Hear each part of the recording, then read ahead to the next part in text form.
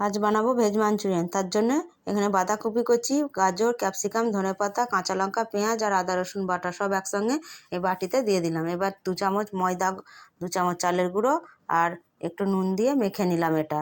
এবার আদা রসুন বাটাও একটু দিয়েছিলাম, দিয়ে ভালো করে মেখে নিলাম। এবার এখানে একটা সস তৈরি করে নিচ্ছি। সয়া সস, চিলি সস আর টমেটো সস মিক্স করে নিলাম। এবার তেল গরম হয়ে গেছে, এবার এগুলো আমি সব এক এক করে ভেজে নিচ্ছি। এই দেখো, সব ভাজা হয়ে গেলে এগুলো আমি তুলে নেব। এই দেখো, এক এক করে এবার এগুলো আমি সব তুলে নিলাম। আর যে বাদ বাকি আছে সেগুলো আমি ভেজে নিচ্ছি। এই দেখো, এগুলোও ভাজা হয়ে গেছে। এবার এগুলো উল্টে দিচ্ছি একটু। এবার উল্টে দেওয়ার পর এগুলোও তুলে নিলাম। এবার তেলটা কমিয়ে নিয়ে রসুনটা একটু ভাজা ভাজা করে নিলাম। এবার সসটা দিয়ে দিলাম। সসটা দেওয়ার পর একটু জল দিয়ে দিলাম। জলটা ফুটে গেলে ভাজা মাঞ্চুরিয়ানগুলো দিয়ে দিলাম আর দিয়ে দিয়েছিলাম স্বাদ অনুযায়ী নুন।